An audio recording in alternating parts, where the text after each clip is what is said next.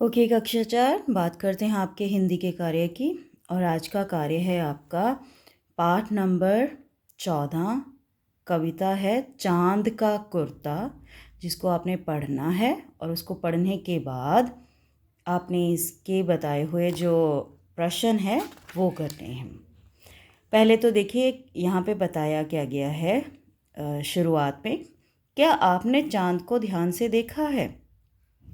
चांद का आकार कभी पूरा गोल होता है, कभी आधा, कभी बिल्कुल ज़रा सा, और कभी यह आसमान में दिखलाई ही नहीं पड़ता। आइए देखें चांद अपनी माँ से किस चीज़ के लिए जिद करता है। हट कर बैठा चांद एक दिन, माता से यह बोला, सिलवा दो माँ मुझे ऊन का मोटा एक झिंगोला। अब यहाँ पे चांद अपनी मम्मा से कह रहा है, माता से कह रहा है, कहता मुझे ना एक ऊन का मोटा सा झिंगोला, झिंगोला का मीनिंग उन्होंने नीचे दिया हुआ है बड़ा सा कुर्ता। कहता मुझे एक बड़ा सा कुर्ता सिलवा दो।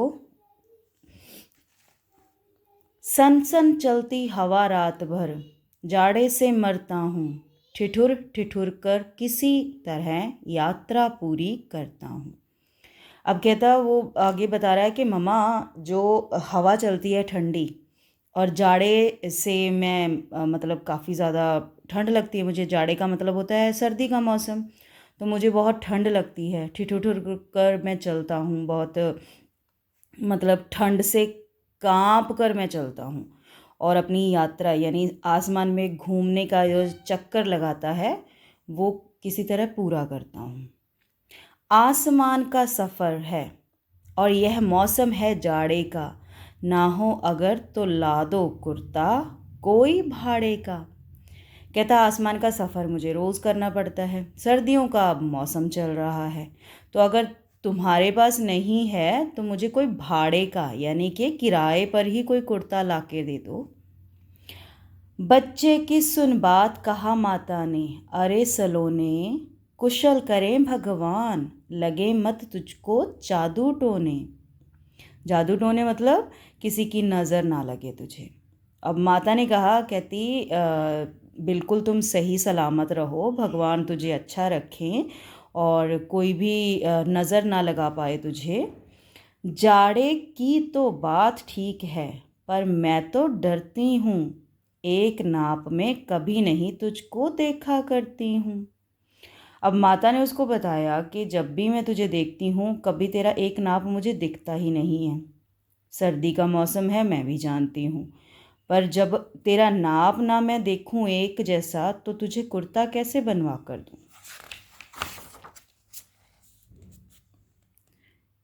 कभी एक अंगुल भर चौड़ा, कभी 1 फुट मोटा, बड़ा किसी दिन हो जाता और किसी दिन छोटा। घटता बढ़ता रोज़, किसी दिन ऐसा भी करता है, नहीं किसी की भी आँखों को दिखलाई पड़ता है। अब तू ही तो बता, नाप तेरा किस रोज़ लेवाएं, सीधे एक झिंगोला जो हर रोज़ बदन में आए। अब उसकी माता ने कहा, कहती कभी कभी तू इतना छोटा इतना बारीक होता है कि अंगुली के जैसा, अंगुल भर मीन्स एक उंगली के जितना होता है। कभी कभी तू पूरी तरह से दिखाई देता है गोल, और कभी तेरा साइज़ छोटा हो जाता है, और कभी तू किसी दिन तो ऐसा होता है कि किसी को दिखाई ही नहीं देता। कि जिस दिन चंद्रमा दिखाई ही नहीं देता, हमें पता है कि वो अमावस होती है, तो उस दिन तो चंद्रमा दिखता ही नहीं हमें। अब माता कह रही है, कहती बता जो तेरे साइज़ हैं, तेरा नाप है, छोटा बड़ा तो होता रहता है और किसी दिन आता ही नहीं है, तो कैसे मैं एक कुर्ता सिलवा दूँ, कैसे मैं कह दूँ कि एक कुर्ता सिल लें तेरे लिए। तेरा नाप कौन सा है ये तू बता मुझे, ताकि मैं तेरे लिए कुर्ता बनवा दूँ। है ना इंटरेस्टिंग सी स्टोरी।